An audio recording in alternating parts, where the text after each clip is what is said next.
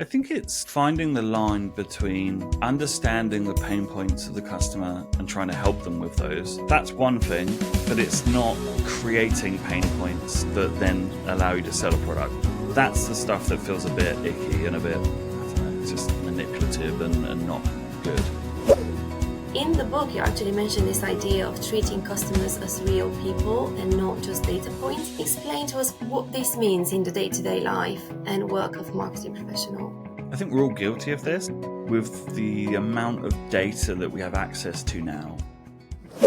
So Phil, thank you so much for being on my podcast. I am a big fan of your book, Human First Marketing, The Art of Being Seen, Trusted and Remembered. And I'm also a big fan of the idea that business and marketing are all about people. So first of all, how does it feel to be a best-selling author? And after you answer that question, please tell us more about yourself and your professional background. Sure. Being a best-selling author, which still feels weird to say, feels very much the same. Yeah. I thought maybe I would be, signing autographs in supermarkets and but it hasn't happened yet. So we'll have to wait on that. But no, it was a rewarding sort of feeling after putting so much time into the book and so much time into the research and obviously marketing the book.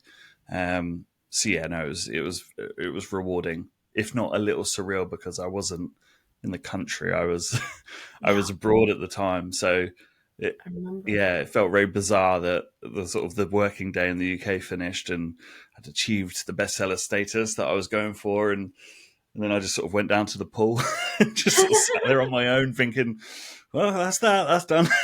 This is it. Yes, I can take that off the list, but it is a huge achievement. I mean, first off, just having a book published, writing a book. So many, it's hundreds of pages here. And it's long. It's longer than it was supposed to be honest. I didn't want to take anything out. I don't know. I've read a lot of business books, and I sometimes, there's some great ones, but there's some where I finish and I think, this felt like it was a lot with not a lot in there, sort of thing.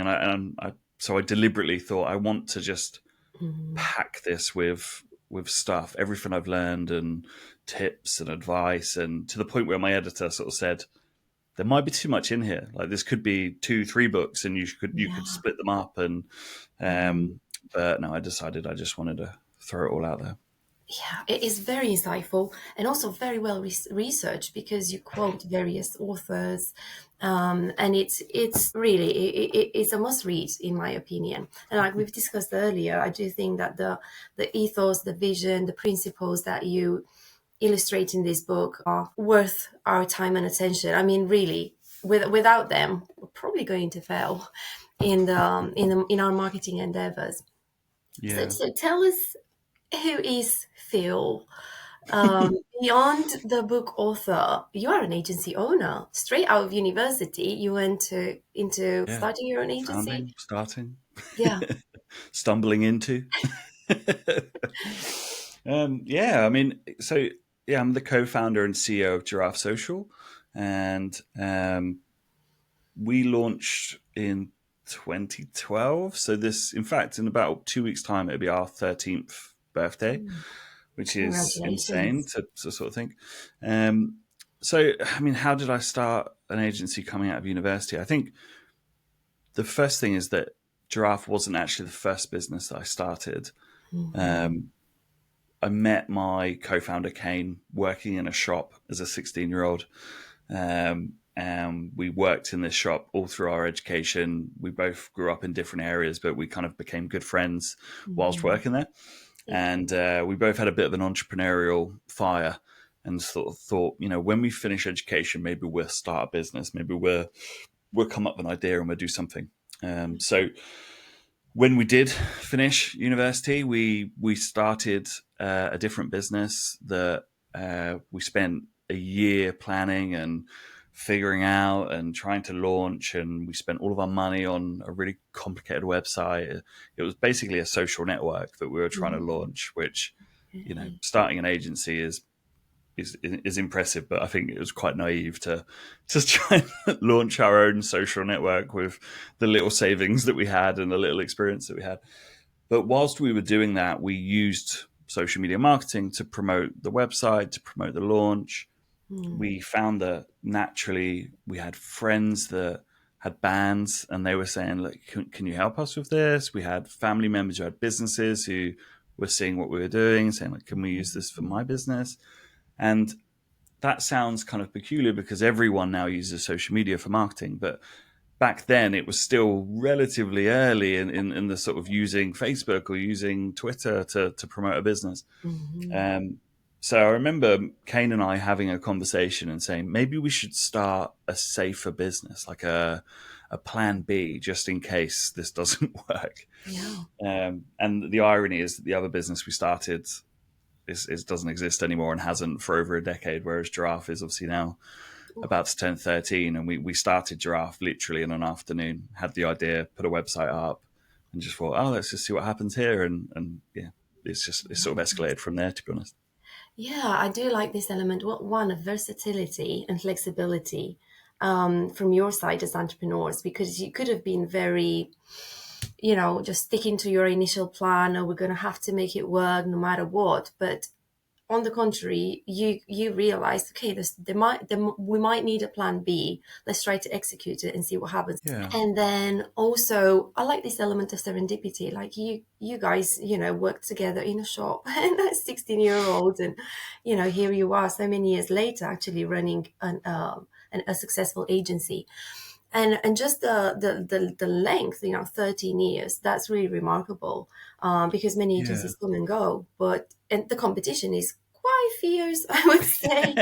Quite. And More so these days than then. I mean, we were Mm. one of the earlier sort of social media agencies in the country, whereas now it feels like there's so many. I always say to businesses when we're sort of speaking about working together that I don't envy them. There's so many choices, so many agencies seem so similar, and trying to pick the one that's right for them it's challenging, and it's such a big decision. But yeah, it's pretty remarkable when I look back on the journey. And what's even more sort of serendipitous is that I only got that job because I was walking through Commercial Road in Portsmouth with my nan. I was just turned 16, and she spotted the job ad in the window of the store, and said, "Oh, look, they're looking for people. Why don't you go in and speak to them?" So I was like, "Oh, maybe." And I ended up going in there, and then the next week had an interview, and the next week started working there. So if my nan hadn't seen that job ad, never would have met Kane, never would have started Giraffe. So yeah, it's funny how these things play out. I know that takes it to another level. Many thanks to Nan for giving you a gentle push. So your agency also worked with some really, really big brands, right? So how did you come across them and got to work with them? Yeah, so I think when we first started, it was really, really difficult to sign larger clients because the first thing that they want to know is the credibility, like who else have you worked with? And I think if you struggle to show them, something big or something impressive, it can be really tricky. So people might come to the site and see the brands we've worked with and think, wow, these are really big companies. But that took time, that wasn't overnight. And at the beginning, there were lots of rejections, lots of, failed pitches that we didn't quite get it. But eventually we kind of signed one or two larger clients. And from there, it gave us the platform to show our work and show what we were capable of. And since then, it's, I wouldn't say it's easy by any stretch of the imagination, but we're lucky in the sense we get a lot of opportunities to speak to some really great brands. And some of that is through our sort of SEO. So I'm a bit of a nerd for SEO, even though I run a social media agency. So we've always put a lot of effort into our search, and we rank really well for some of our key search terms. But also a lot of it is recommendations, referrals, and a big believer that if you do good work, more work will appear. And so we've always kind of focused on that more than any sort of particular outreach kind of programs. I always tell the story of one of the first big pitches we had was to pitch Slush Puppy. And Okay. Mm-hmm. Kane and I drove up to London. We went to their offices. And, we'd only been around like 2 years at this point, and I was probably 22, 23. And we just didn't know what we were doing. We were still learning, and we went in and we did our pitch and we thought it was great. And then they just ripped us to shreds. Oh. And I remember driving home, Kane was driving, and when we left, they'd given us like a tray of Slush Puppies drinks. And I just remember being in this car, just looking at this like slushy ice, just thinking like, what are we doing? Like how do we get to this? So yeah, I still get PTSD now whenever I see a Slush Puppy machine, but yeah. You would, wouldn't you? But that's how you learn. It's like you can't avoid those painful experiences, which actually are lessons, very valuable lessons, because and you're very young. I mean, that's the perfect time to learn when you are young. That was very much our philosophy, was that if we're going to try this, let's do it now and let's fail fast. So that was why, we launched this social network. We launched another business because we thought, well, every time we're doing this, it gives us a chance that maybe this is the thing, but also it gives us a chance to learn. And Giraffe at the beginning, there was lots and lots of lessons. And to be fair, there still is. We're 13 years in, and I'm still finding stuff out from other agency owners or even our team who come in and say, oh, you could do this like that. And you think, how have we not? I call it the elusive obvious, the thing you think, oh my God, yeah, of course we would do that like that. And yeah, I still find those things every week. And so we're still finding ways to improve our company and our service. And, the book is the perfect testament of that. Human first marketing is not something we've been doing for 13 years. It's something that we've kind of slowly pieced together over those years. And the book is kind of the culmination of all of those ideas into one framework. Well, I like the fact that there's actually a quote on your website saying Giraffe's human-first approach really sets them apart from the rest. So I was like, well, that's just, the client actually says that about you, that you have a human-first approach. So back to the book, what motivated you to write it? The spark. Yeah, I'm a huge book nerd. Like I have been since I was around 15, 14 years old, specifically nonfiction. And, I didn't enjoy school that much, and I did okay, but I sort of fell in love with learning through reading rather than through school and college. Yeah. And I started reading all of the classic sort of nonfiction business books and learning things. And it felt like I'd discovered a treasure trove of stuff that people didn't know. And, I loved it. And I just started devouring books. So it's always been a passion. It's always been something that has been a dream to write a book and to hold a book in my hands and think, yeah, this is my book. But I've always... I've never really found something where I thought this is worth dedicating hundreds, thousands of hours to, because I didn't want to write something that already existed and was just a regurgitation, because, as I said earlier, I think that's quite common. There's a lot of business books that kind of just repeat some of the stuff that's already out there. And, I wanted to write something that was original. And this just all kind of fell into place. And I thought, this is the topic. This is the thing that I'm passionate about. I have a unique perspective on because of what I've done in my career. But also it feels important. It feels like, this is something that could improve marketing and improve both sides of the equation, improve the making marketers feel less dirty about what they're doing and making customers enjoy actually being marketed to slightly more. So yeah, that was really the driving force. Yeah, that's a noble endeavor, because marketing can have a bad reputation because of the manipulative techniques that some marketers can employ.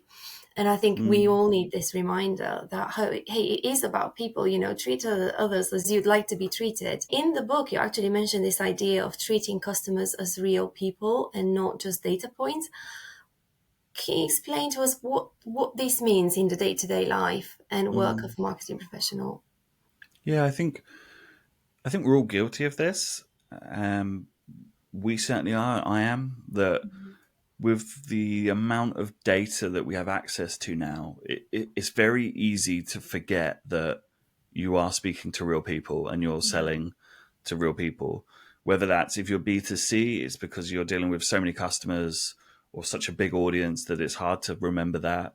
With B2B, it's that I think we forget that businesses are people, that there's people there that work there and exist and have lives, and um, so yeah, I think it's a case of trying to take the time to speak to your customers, speak to your team, get to know these people as people.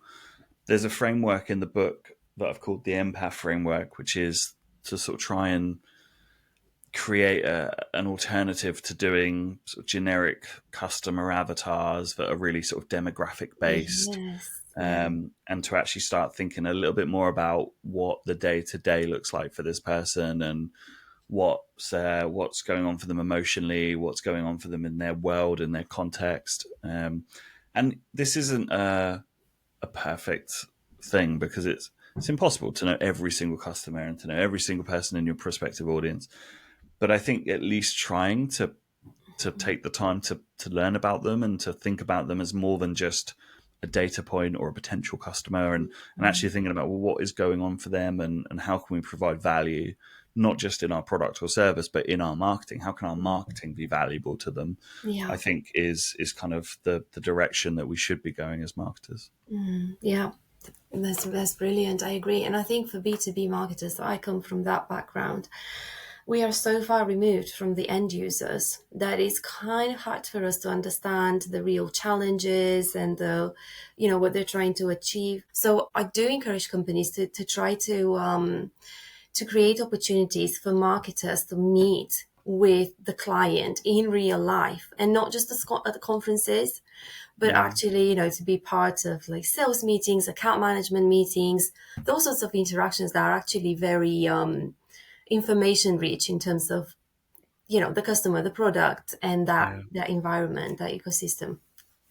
Yeah, I mean, Giraffe is a really good example, because obviously we are a B2B business. We work with other companies, and it's the biggest thing that we can do is to take the time to learn who our clients are and to try and get to know them, and also to think about, if we're trying to reach a chief marketing officer or a marketing manager, or that person has a career, they have ambitions, they have a boss potentially.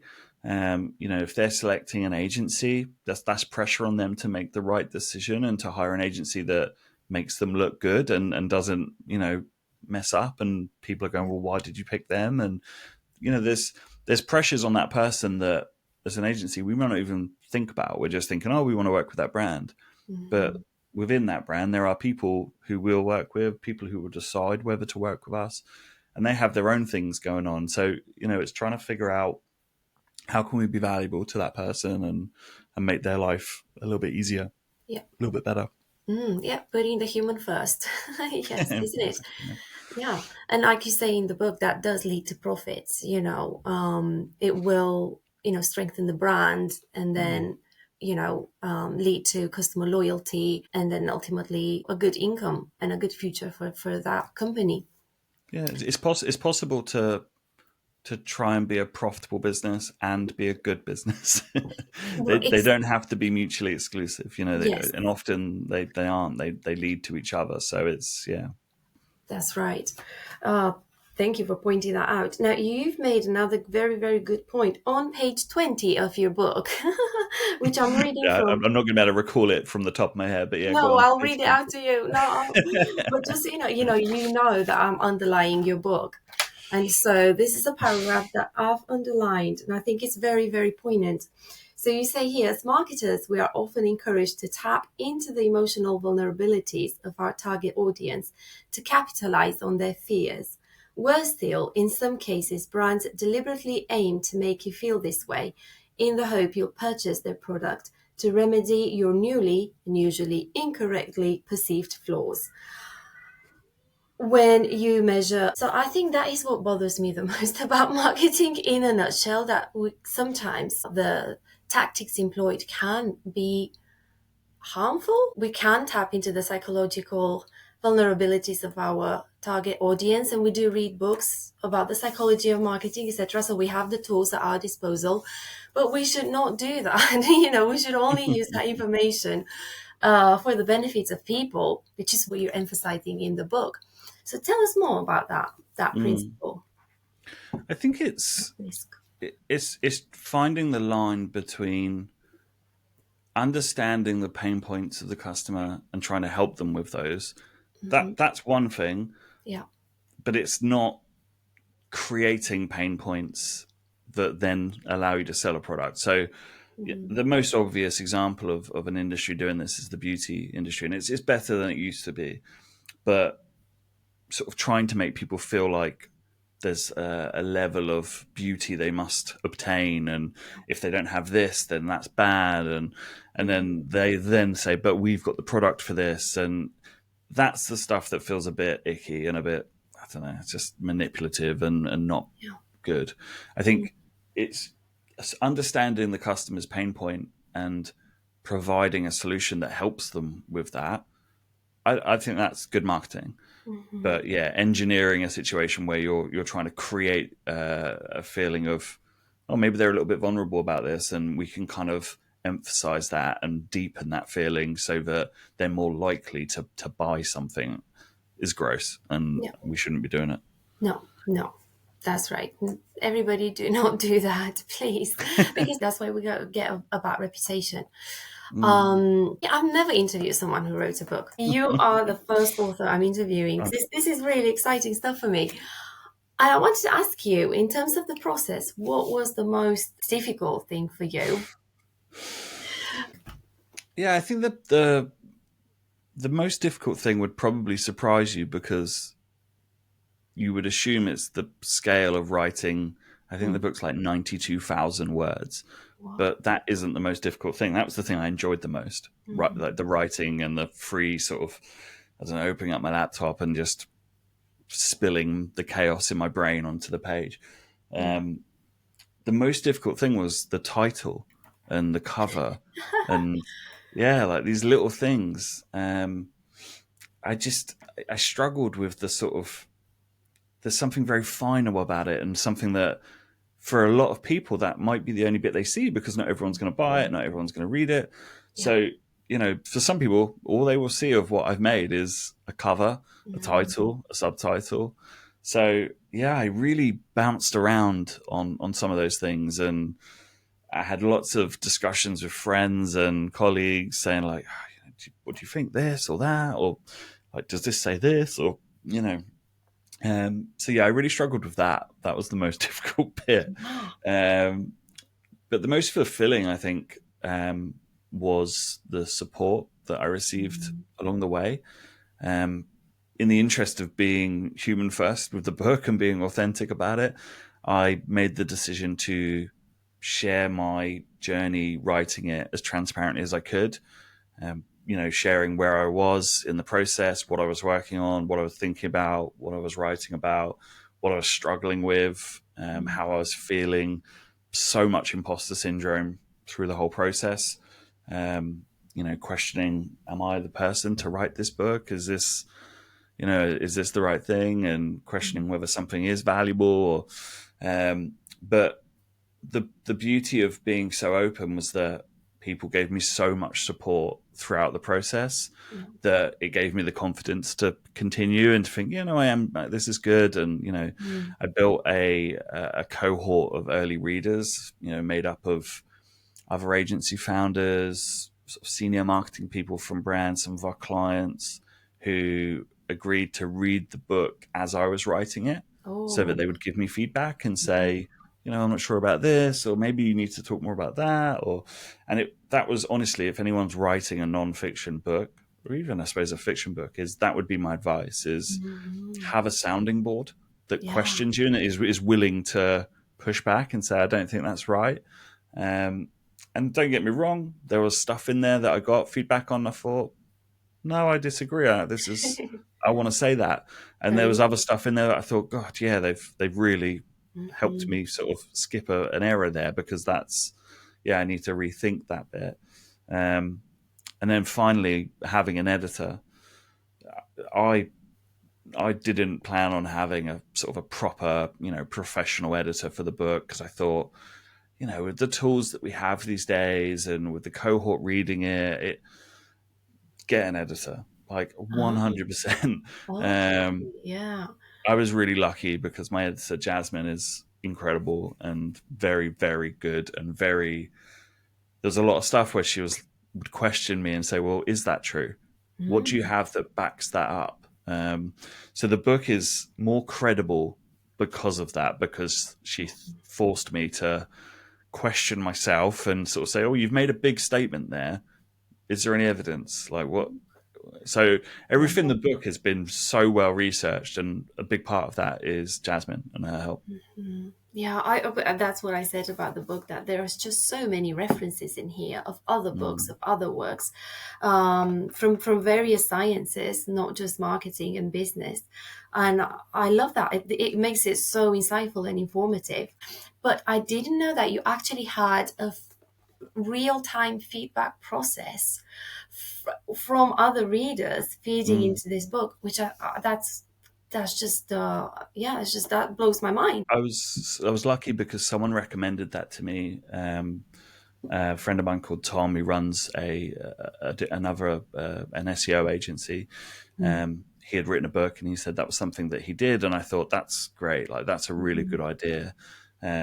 So yeah, I think it was, in terms of people who were really actively engaged, I would say there was probably like 10 to 15 Yeah. people, and I would send them a third of the book at a time.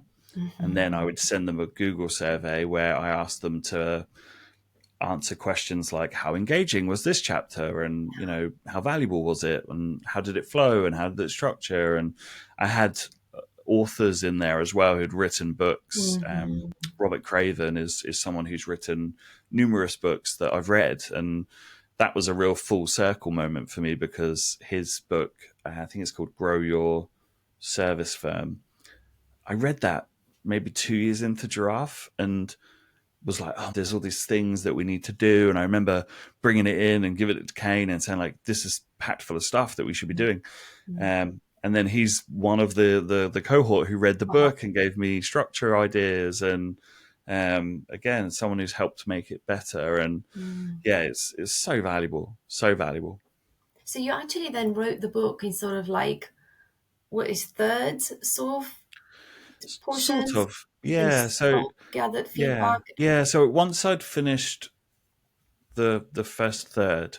So my process was basically to write anything and Hmm. not put too much pressure on myself for it to be great, and just think this chapter is going to be 4,000 words. Yeah. There's 10 things I want to touch on, so I'm going to write 400-word chunks all the way through, and Hmm. then I'll have a chapter.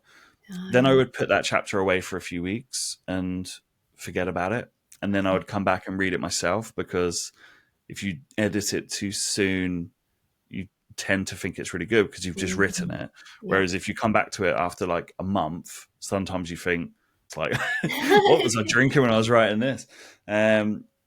So then I edit it myself, and then it would get sent to the cohort to edit it, and then Mhm. it would get sent to my editor to sort of tighten everything up. So yeah. Ah, I like the fact that you emphasize the importance of an editor, because it's true. I mean, if you're not an author, you probably, or I am not an author, and I wouldn't understand what the purpose of an editor is. Yeah. Um, Yeah. And you have different types of editing as well. Like this, I think I thought of an editor as, oh, they're going to check my spelling and grammar, yeah. but that really is just the entry level. Like they think about structure. They question your argument and sort of say, well, is that true? Um, and they also just spot things where you think, oh, I wouldn't have even thought of that. Mhm. But yeah, it's if you're trying to write something that you want the world to see, and you want the chance for it to maybe take off, and Yeah. yeah, I would 100% recommend investing Mhm. in an editor for sure. Here we go. Thank you. Oh, wow. Well, I do recommend the book to everybody. Actually, uh, I do coach marketing professionals, and I think this is going to be one of the cornerstone books that I will recommend to them. to read and really take to heart. And it's really easy to read. So it's not only well researched and packed full of super valuable information, it's really easy to read as well. Yeah. So very, very well done, and many Thank you, Emma. congratulations once again. Yeah, So I really please, appreciate it. thank you. Please tell people where they can find the book and where they can learn more about you. So the best place to find the book is Amazon. Naturally, it's currently available as a paperback and as an ebook. There's a hardback coming. In fact, the first proof copy of that is arriving at my house tomorrow, so I'm excited to see what that looks like. And I probably will be doing an audiobook as well. I've had quite a few people reach out and say, I always listen to books. Is there an audiobook? So at some point, I'll have to sit down with this microphone and read the whole book out loud. I think you've got I a really think I'm good putting voice that for off. that. But I will do it at some point. Wow. Yeah, thank you. Okay, and then there's also LinkedIn. I will include Yep. the Yeah, link yeah. in the Feel free profile. to reach out and connect on LinkedIn. I love building my network out with talented marketing people and seeing what's going on in the industry. It's always great. Thank you very much.